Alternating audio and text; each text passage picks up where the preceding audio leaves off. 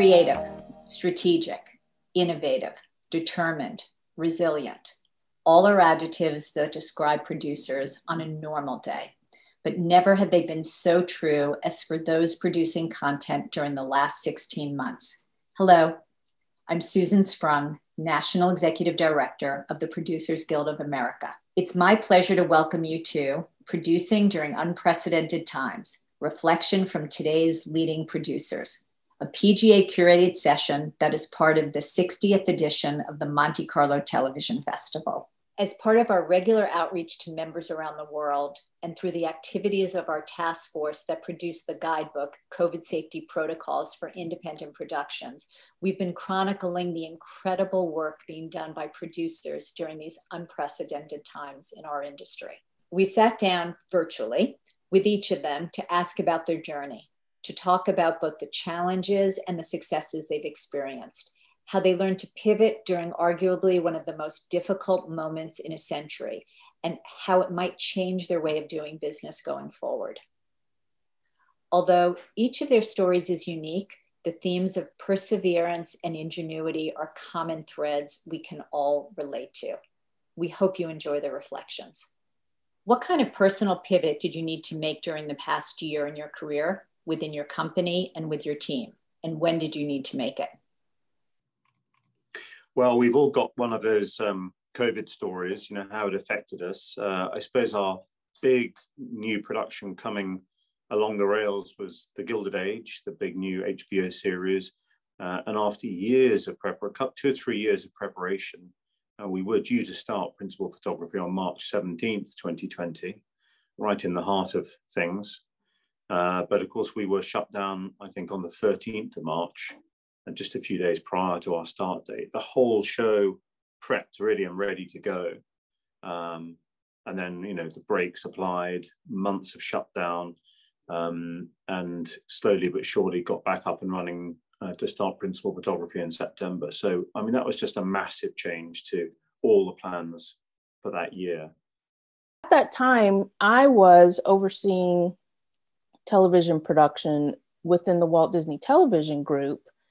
And, you know, different shows in that group, but I had an opportunity to join Viacom Kids and Family and oversee a broader scope of shows and types of platforms. And so in May of 2020, I actually took on a new role as Senior Vice President of Production with Viacom Kids and Family, and overseeing both scripted and unscripted and specials and so forth, because my predecessor was retiring.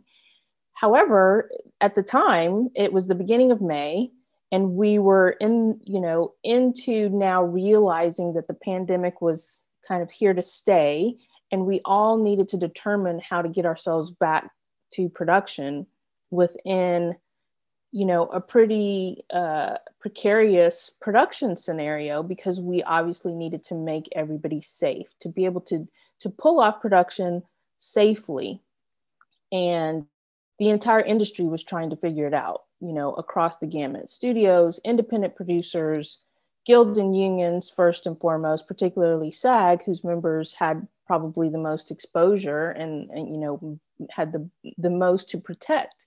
It was quite the undertaking for me to come into a brand new studio network organization, take over, you know, multiple teams at a time of upheaval in production like nothing that any of us have seen before in the world of, you know, producing content. And, you know, there's been plenty of conversations that I've had, you know, with colleagues and creators and everyone, and most particularly those on the side of actually needing to manage the making of content, you know, at location, on stage, wherever that may be.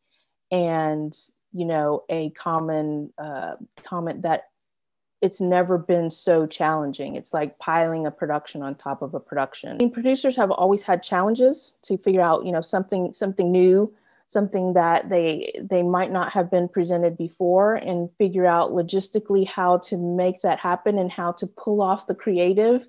But this was quite something different. So just participating in, you know, what are the protocols that make sense? What are the best practices for our particular organization, and making sure that not only were we going to be safe, but that we were, once we got back to production, we'd be able to continue and not have, you know, additional disruptions of shooting.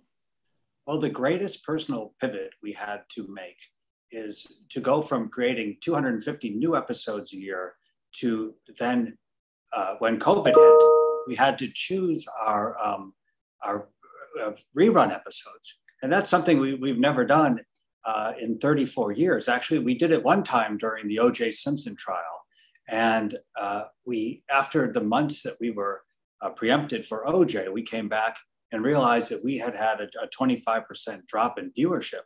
So when this happened, and we were doing it again many years later, it was panic that set in. And you know, we were going through the library of shows trying to pick our repeat episodes. But deep down, I knew that the viewers, as loyal as they were, we could be losing them along the way. So our goal was really to get back into production, and thankfully with our great team, we were the first drama series in Hollywood back into production, and our viewers have stayed with us and remained loyal. But what a time! Oof. When we first heard about the potential pandemic, we had just finished the 120th episode of Madam Secretary in New York. And we were all pretty bummed that we had just finished the entire series. But then we were a little thankful because we all scattered back to our homes. And my first concern was really checking in to see how my crew was doing, since they weren't under my direct purview anymore. And then back in Los Angeles, we shut down our offices and worked remotely. And we did it a week before Los Angeles officially closed, mostly because we have a lot of really high-tech and very scientific people in our company who suggested that we all self-quarantine, which we did.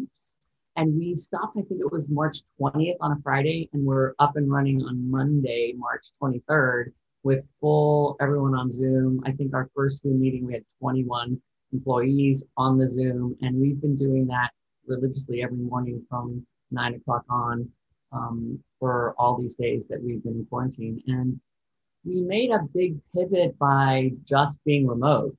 And I think that part of the benefit of having a company that both has a technology and an entertainment side is that we were able to do that rather seamlessly.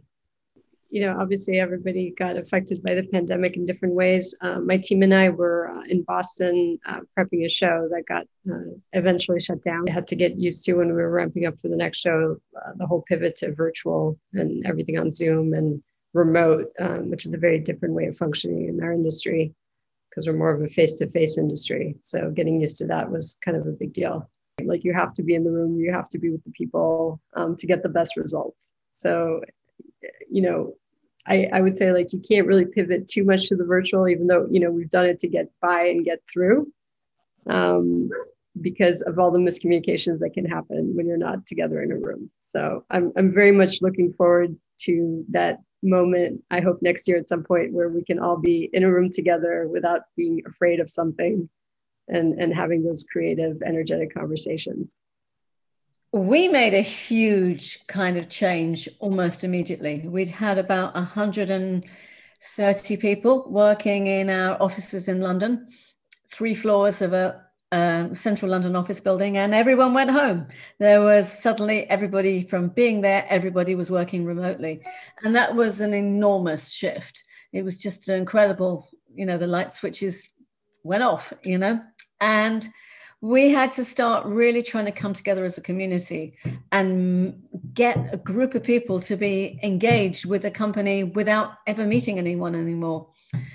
We were like in the middle of making lots of shows, which we continued to make remotely. We immediately invested big time in post-production and plowed ahead with doing that. We started to have a lot more formal things that we did as a company to kind of pull us all together.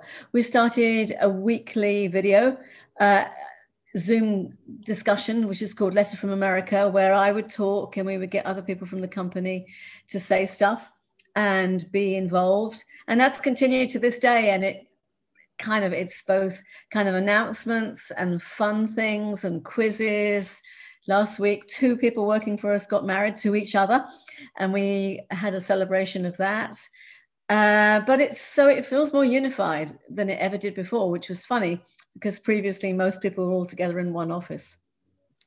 In addition to the obvious mandates for safety protocols, given how abruptly production and post shut down in March of 2020, can you tell us what lessons you've taken from that experience and applied towards your current business model and productions?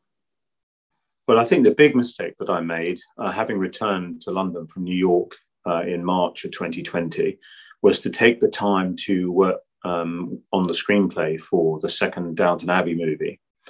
And I came up with quite a complex idea. Well, wouldn't normally be complex, but it's complex for the times that we were living through. But we worked on that script in the complete belief that the pandemic problem would have abated during the course of last year, and certainly that we were anticipating 2021 being a very different time, and that things would be, relatively more back to normal. And of course, that just has not been the case at all. We are talking now in June of 2021, and certainly in terms of international production, things are still very, very far from back to normal. So, that was the big challenge of the last 12 months, that this thing was going to take much longer and be much more seismic in its impact than we had anticipated. I think the biggest takeaway that we all got was that there's probably nothing you can throw at producers that we can't figure out how to overcome. How are we going to still achieve the creative vision of our productions and do so within a framework that is feasible based upon an original plan that might have to pivot from, sometimes potentially creatively, and hopefully you aren't having to pivot so much creatively, but definitely from a financial standpoint, because COVID has added quite a bit of cost to production to make sure that we're doing so safely. And, we've learned that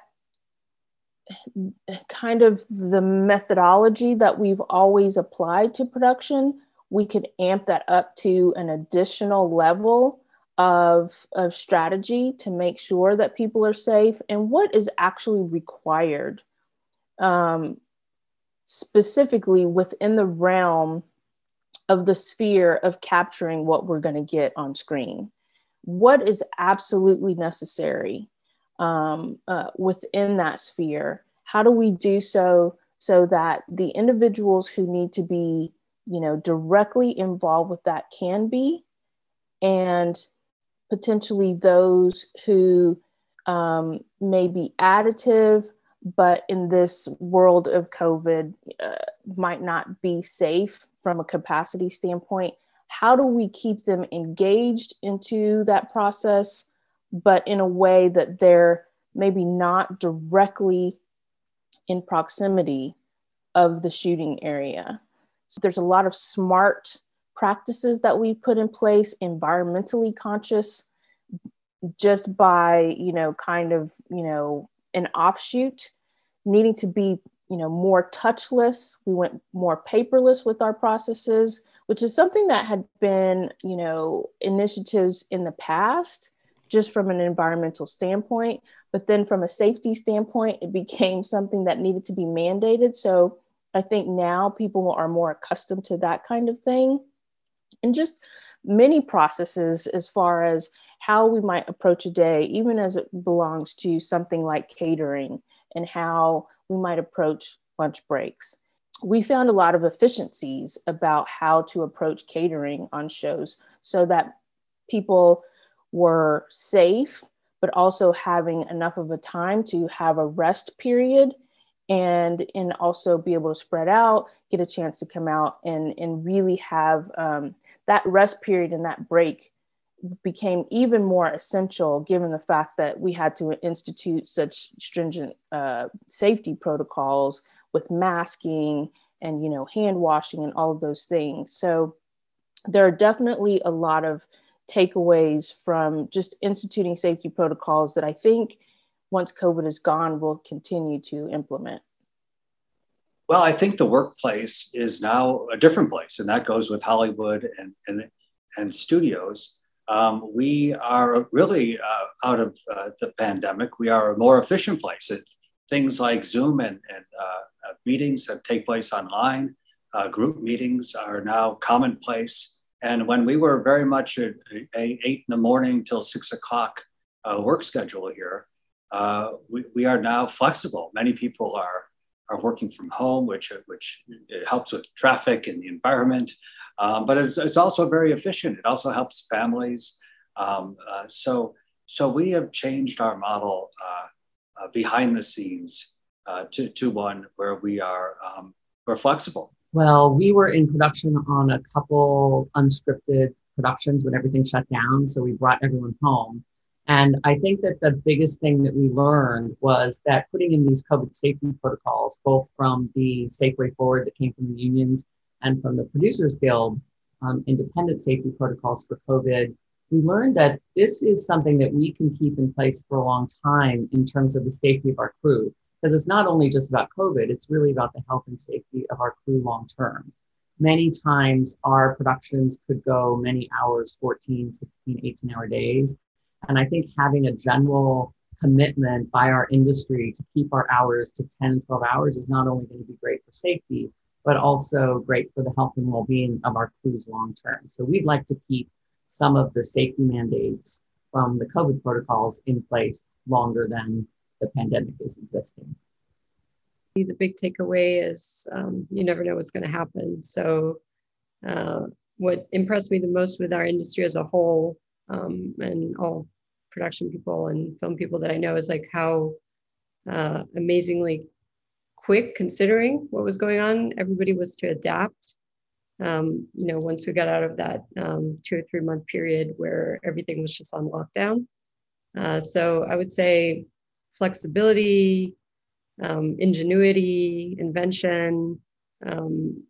I was very impressed by how the whole film community dove into the science and tried to come up with the most, safe and stringent rules possible in a workplace. And the fact that, during a pandemic, we were able to ramp up again, and everybody knows how many shows are out there right now in production. We can't find crew because everybody's so busy.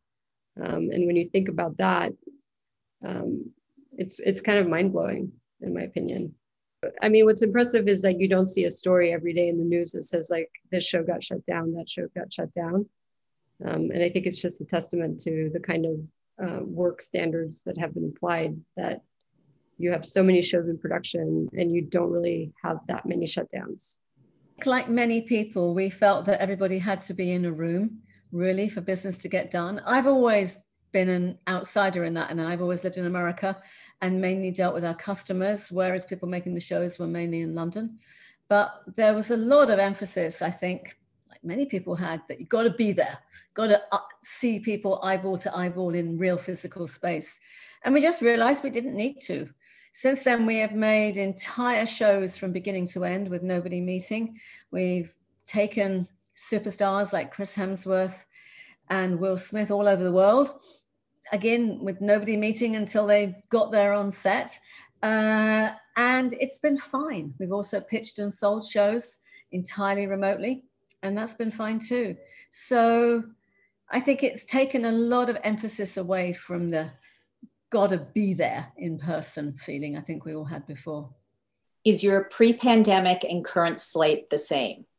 If it's changed at all, in what ways has it changed? What's now at the top of your list that wasn't in March 2020? And can you tell us why? I don't feel that the pandemic has hugely changed our approach to development or our development slate. Of course, over the last year to 18 months, some projects that appeared like priorities back then no longer are, and other things that we didn't know about, we've started developing. So the slate is always evolving.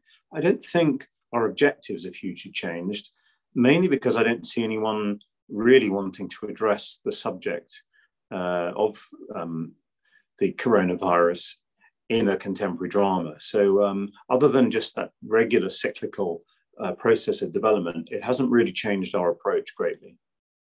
So specific to kids and family, our slate is quite a bit different. I think just because of the leadership of Brian Robbins, who heads our business unit within Viacom, he's always very forward thinking and, wants to approach what we're doing from a growth standpoint. So we're doing a lot more production now. I think that's true of many of our business units across Viacom and also across, other studios in the business. And with the introduction of more streamers, and particularly for Viacom, the introduction of Paramount Plus, there is a market for more content. So we are certainly doing much more content.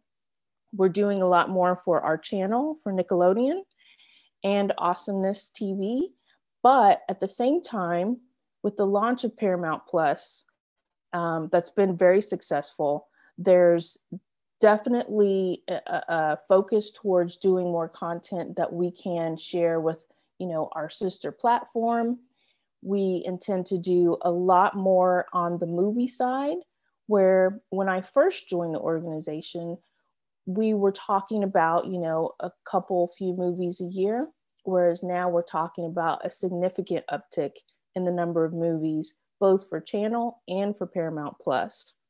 So I would say there's definitely an uptick in plan for more production, which interestingly, I've had a lot of conversations about how to approach this from a resources standpoint, because not only is there an uptick within Viacom and Paramount, there's an uptick across the board in our industry, and we're all needing to play within, markets and production centers that have a specific amount of resources in each. And so in order to be able to be successful and effectively create this content, we're going to have to be very, very strategic about where we go, when, what are the sizes of our budgets, who are we partnering with, who are our crews, all of those things. So I would say the amount of content that we're planning for production is at least probably double, if not more, from where we were a year or so ago. So we are back to business as usual in that we are producing 250 episodes a year moving forward, hopefully uninterrupted, if things remain well. What we've learned, I think, is that the romance quotient of our product is incredibly important. I think that we were, as a world, suffering from intimacy anorexia, where we were just had to stay away from people, we couldn't interact. And there's really, an innate human need for intimacy, and that's something that we provide. Our slate has changed a little since pre-pandemic. We still produce projects that reveal truth. Honestly, we have a few more comedies on our slate than we did before the pandemic, because I think it's what we all want to see now, something that's uplifting and something that makes us laugh and brings us all together. And we have much more TV on our slate now. We started out as a film production company, but what we're finding is that many of the films that we were trying to cram into 2 hours to be on the big screen get a little more life and a little more breadth if we can expand them into longer form television. So in fact, a few of our films are now longer form television series. So we're moving more in that direction. Sadly, my pre-pandemic job was a show called The Society. The showrunner was Chris Kaiser, who was a showrunner I worked with a lot. That got canceled, unfortunately, due to the COVID of it all. So now I'm working on a new show in Atlanta. But had COVID not happened, I would be doing that show with Chris. Well, we've really doubled down on our super premium business, because we found that really top level non-scripted shows actually can take the place of scripted production. And although it's very hard to film something like Will Smith at a volcano that's exploding. It's not as hard as trying to film something with 300 extras in the time of COVID.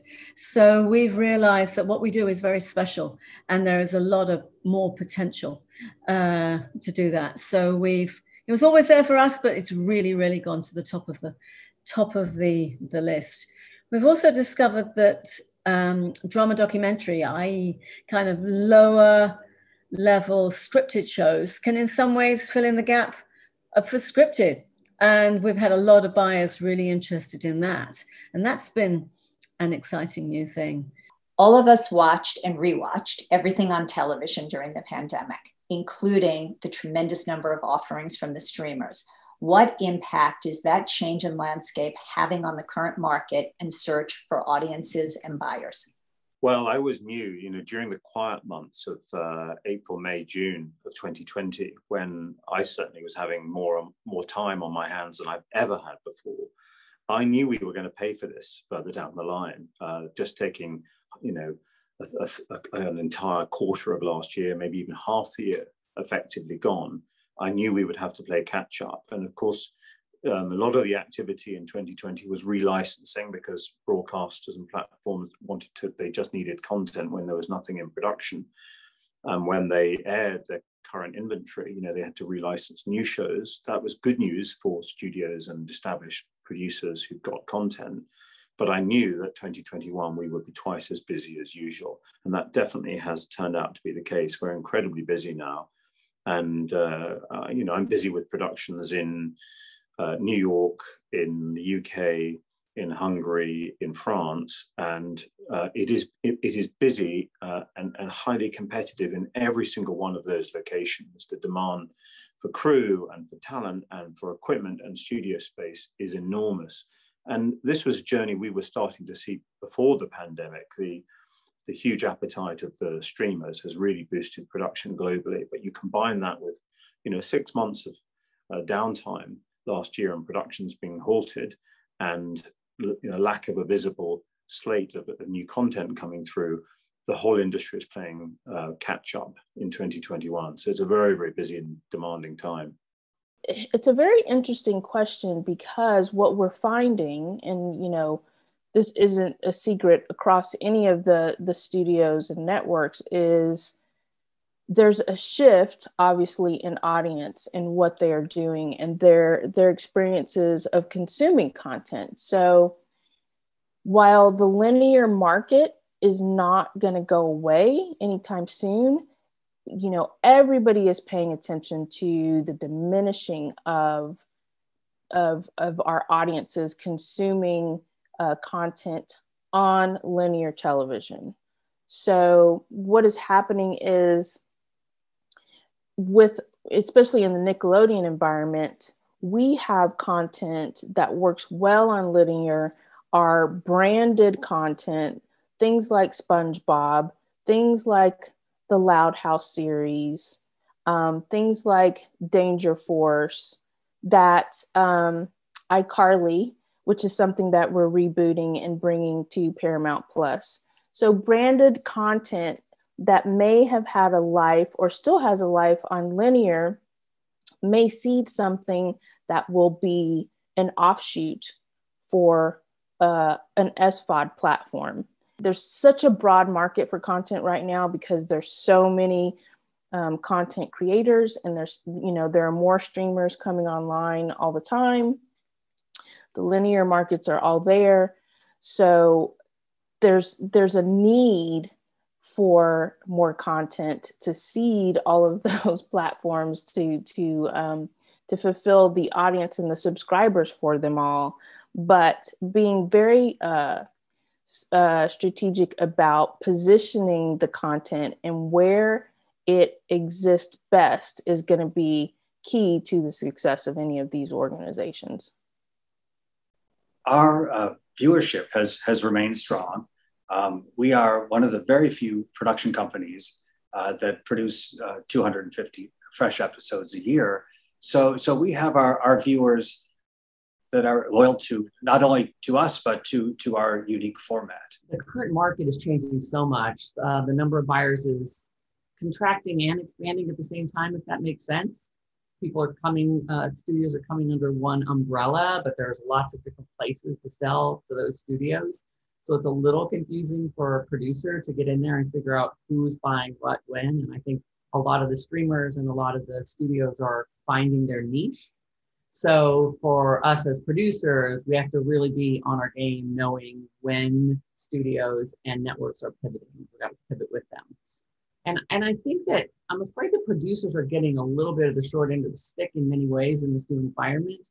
In the past, producers were the ones who took the big financial risks. And if a project was successful, either in the box office or in ratings, the producer, along with the main team, had a big upside. And one project with an upside could keep a producer in business for years. Now, since producers are not part of a collective bargaining unit, we have no ability to force the streamers to pay producers on success. So producing becomes more of a fee-based business with no back end or upside in success, which is not a formula for entrepreneurial success for us producers. So the current old guard of producers, we feel like we want to help fix this because we don't want the next generation of producers to not know that there's a big upside in being an entrepreneurial producer. So we are trying to help make this not just move into a fee-based business, and make this more of a bit of ownership for the producer and the star and the writer and the director, so that in success, everyone wins. It's crazy right now. It's obviously, there's a huge demand for content and everybody's been through the old content. So I have never seen so many shows in production in America, in Canada, around the world at the same time in my entire career. You literally cannot find actors and crew. That's how busy it is. You can't find stages, you can't find anything because there's so many shows in production. Whenever there's a crisis, it always accelerates trends that are already there. And I think streamers versus cable and terrestrial would have taken another 5 years if 2020 hadn't happened. And yet now I think the streaming model is so firmly kind of baked in, and binge viewing.